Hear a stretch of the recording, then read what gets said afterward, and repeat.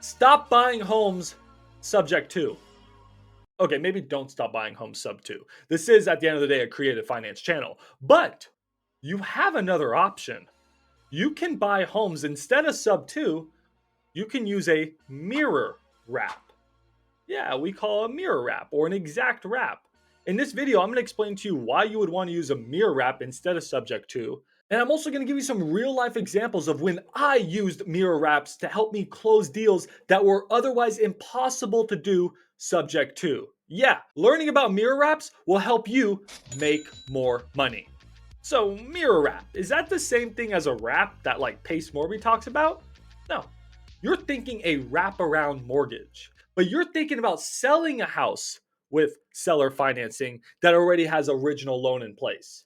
No, we're talking about buying a house with seller financing that has an original loan in place. See, that's what makes this different than just typical seller or owner financing. There's already a loan in place. Wait.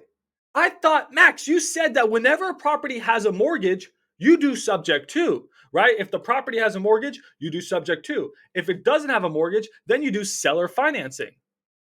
Except you can use a mirror wrap instead of subject to. Here is why. Okay, so let me show you. Let's say there's a house. You're looking at this house, and it's a really nice house. Let's say it's in Missouri. Why not? Nice lakes there, I think. So there's a house there, and it's $700,000. So it's a really nice house in Missouri. That can probably buy you a whole city there. And the property has a $700,000 loan on it. So there's no equity in this property. So immediately, I know what you're thinking. You're thinking, oh, dude, subject to, like, what's the interest rate? If that has a low interest rate, I want to buy this house subject to in Missouri. Let's say it has a 2.75% interest rate.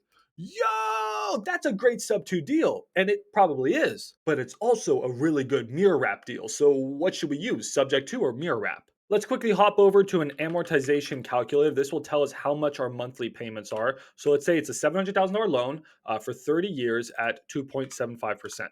So super easy. This is called an amortization calculator. Our payments are $2,857 a month. Okay, cool. So let's just flip back over here. $2,857 a month. So we know that our principal and our interest are $2,857 a month. All right, cool. So if we bought this property subject to, we would just take over these payments, make these payments every single month for the next 360 months. We would also make the payments on taxes and insurance and HOA and utilities. We'd own the property. So we would just making these payments every single month to the mortgage company, right? We use a servicing company. We make these payments every single month. We're taking over the debt. We're not assuming it. The debt is staying in the seller's name, but we're just taking over these payments. But there's a couple problems with subject to. And if you have tried to buy or wholesale sub to properties, I bet you have come across these two objections. These two objections I come across all of the time.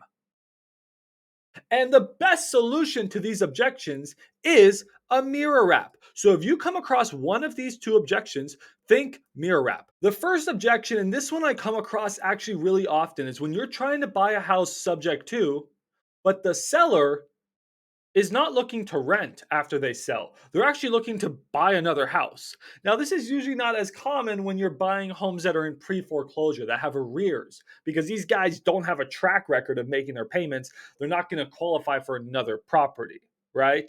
But sometimes when we're buying sub two, we're not buying homes in pre foreclosure. We're not buying homes with arrears. We're just buying homes.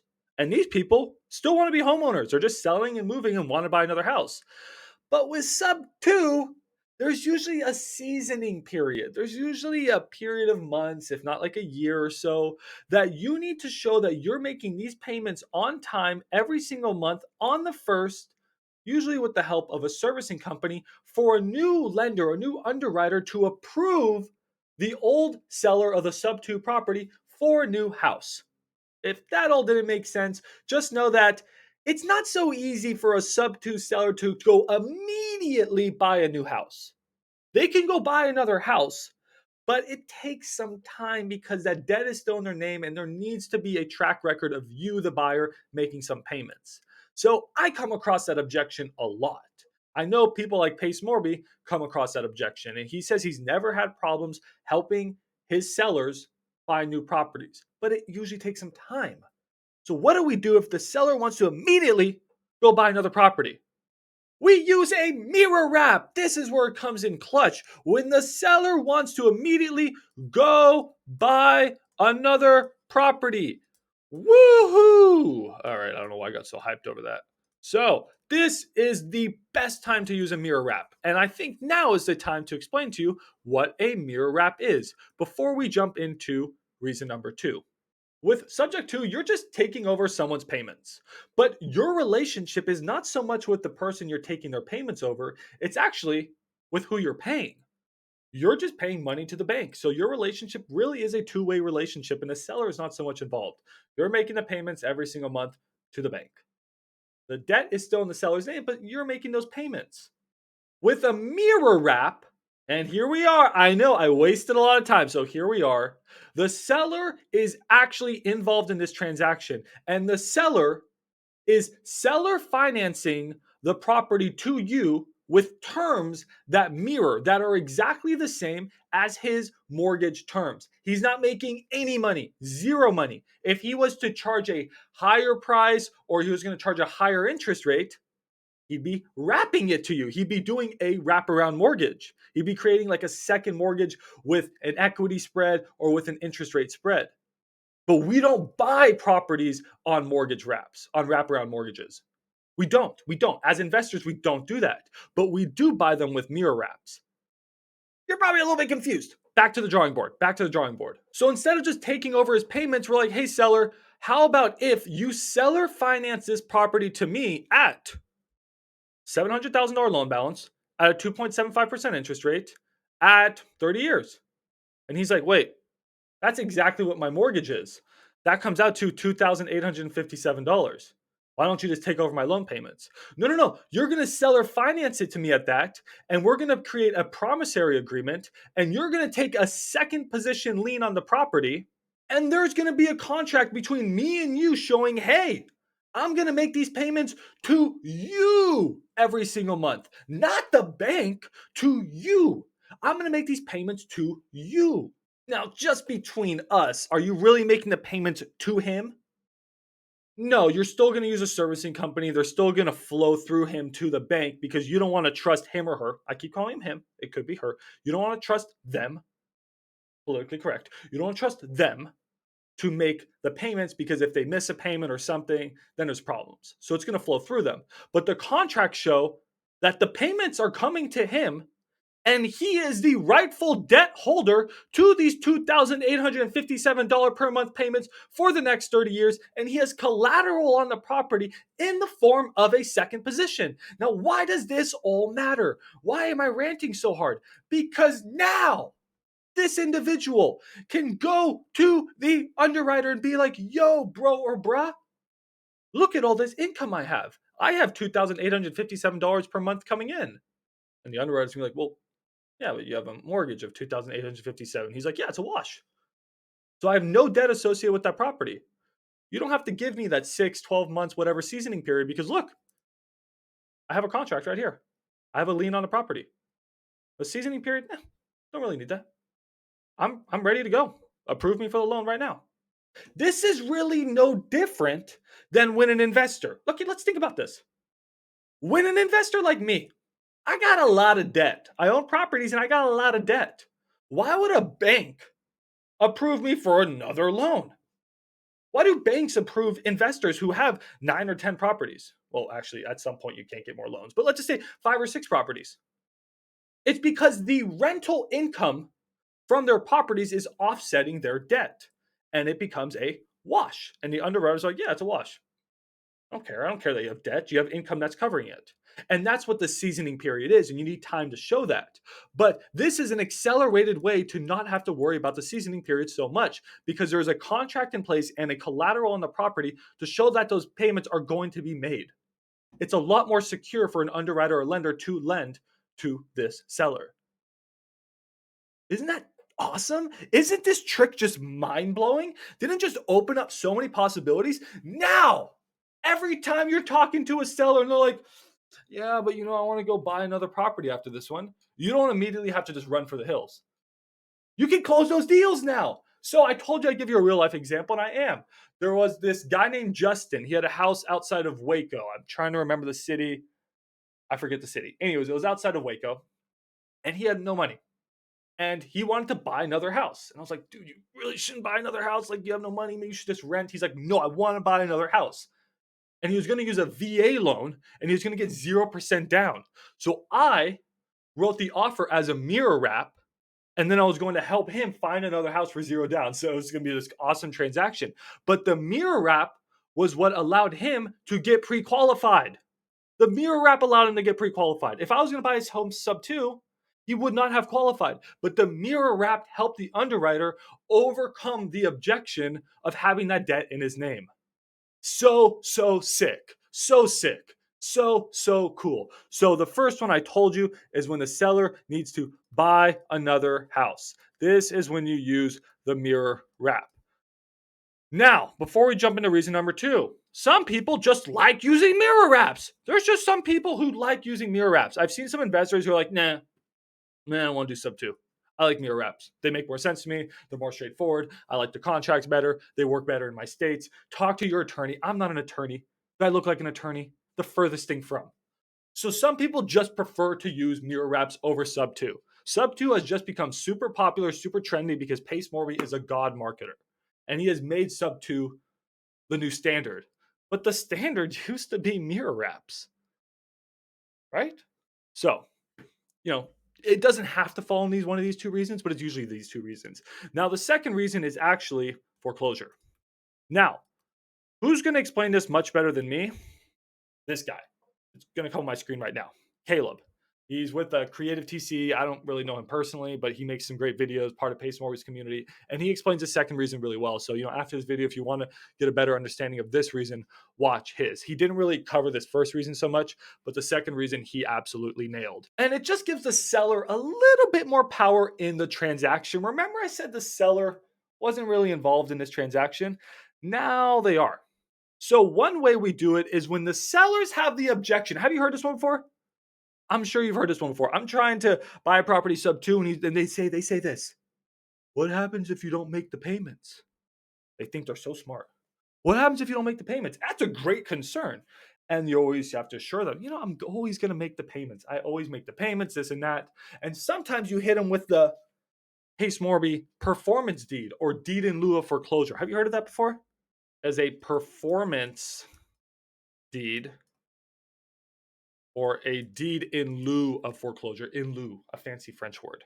So those are other options. I'm going to make a dedicated video on that, but this is one option to give the seller a little bit more certainty that in the case you don't make the payments, that they can be involved in the foreclosure process or at least get the house back easier in the foreclosure process. It just makes their life a little bit easier in the off chance that you're abducted by aliens and you don't make your payments, right? But there is a second option. So instead of going through that and setting up all these fancy things with attorneys, performances, deed in lieu of foreclosure, all that stuff, you can just do your mirror wrap, right? You can do your mirror wrap. And why does this matter? Well, remember how I said the transaction was between, in a sub 2 transaction, you and really the bank, and the seller is sort of sidelined. Sorry, the seller is sort of sidelined. When you're doing a mirror wrap, the seller is involved in this transaction now. Remember, they have a promissory note with you. They have a second lien position on the property. So they are lenders. And as a lender, if you stop making the payments, you're stopping to make the payments to them, right? Because they're the ones making then the payments to the bank, right? That's the flow. It's a flow through. So if you stop making the payments, they're going to be notified and they can very, very easily do foreclosure processes on you. It gives them a little bit more involved in the transaction, a little bit more certainty. Again, you want the full breakdown of it, like a 10-minute breakdown, go watch Caleb's video. But that's just the high level overview. So mirror wraps are so dope. So dope. Let's just quickly summarize. A mirror wrap. Okay, you guys ready to summarize? I love summaries. Summaries are great because I rant like crazy and it's hard to keep up with me sometimes. So we're going to summarize mirror wraps. Is a mirror wrap, is it the same as a wraparound mortgage? No. A wraparound mortgage is when you sell a property with seller financing that has an original loan. This is when you buy a property with seller financing that has an original loan. But it's different than sub 2 because with sub 2, you're making the payments directly to the bank. With a mirror wrap, you're making the payments to the seller, or you're supposed to be, and then it's going to the bank. And the seller has a promissory note. So the seller has I'm just going to abbreviate everything. I'm too tired of writing. Promissory note, and they also have a second lien on the property. Now you ask me wondering, why do you keep saying second lien? Why is everything second? Yo, dude, there's a mortgage in place, right? There's a mortgage in first position. Mortgages are always taking first position. So in first position, you have a mortgage. And now in second position, you can do the seller financing note. Now, they don't have to take a lien on the property, but to me, it would make sense to have a lien. But you don't have to. I mean, that's just an option. They don't have to take a lien. They can just do the promissory note. So, people who've done more these deals than me, I haven't actually bought a deal like this. They would know more. So maybe you don't have to do the lien, but you could do a lien or you could just do the promissory note. And that gives the seller a few good options rather than sub 2, right? So why would you do this other than sub 2? Sub 2 is easy, Max. You're just taking over payments. Why would I not do that? Well, one, it's when the seller needs to buy another house right now and they can't qualify right now. They may be able to qualify in time, but they can't qualify right now. Doing a mirror wraps allows sellers to go and buy another property easier. So this is a great tool to have in your toolbox, in your creative toolbox. And also, as Caleb states, it gets them more involved in the foreclosure process and more involved. Oh, damn, I didn't spell that right. Involved in the deal, right? And this gives them just a little bit more certainty, right?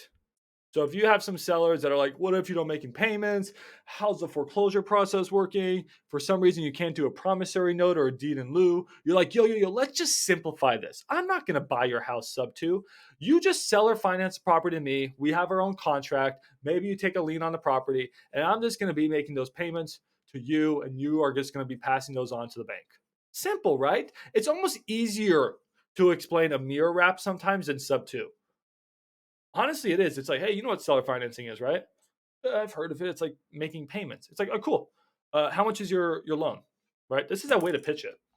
Say, how much does it cost for you to own your property every single month? Like, what's your loan? What's your PITI? Don't say PITI because sellers don't really know what that is. Like, how much do you pay every month on your mortgage? Usually, when you say mortgage, they already add in taxes and insurance because that's escrowed in their mortgage. We're like, I don't know, man, like $2,200 a month. You're like, okay, cool. What if I just gave you $2,200 a month and you walked away from your property? Okay. But what about my equity? And you're like, okay, I'll just give you cash for that. How much is your equity? And he's like, well, I want $400,000 for my house and I have $385,000 on my loan. Okay, so you have 15 grand in equity, right? He's like, yeah. Do you have a realtor involved? He's like, no realtor. I'm like, okay, I'll give you 15 grand cash and I will just give you money for your payments every single month. I'll seller finance your payments. Okay, sounds good. He's like, but can I go buy another house? I'm not gonna make any guarantees to you, but go talk to your lender, your underwriter, and say, hey, I'm seller financing my property. It's also easier for underwriters because some of them don't know what sub 2 is. Like, hey, I'm seller financing my property. I'm seller financing at $2,000 a month or whatever I just said. Can I qualify for a property? It's really simple. It's really simple, guys. So that's the video. That's mirror wraps. I love mirror wraps. I use it. It's one of my tools in my toolbox. And now it's one of yours. So if you like this video, subscribe. Bye. Subscribe. Just subscribe.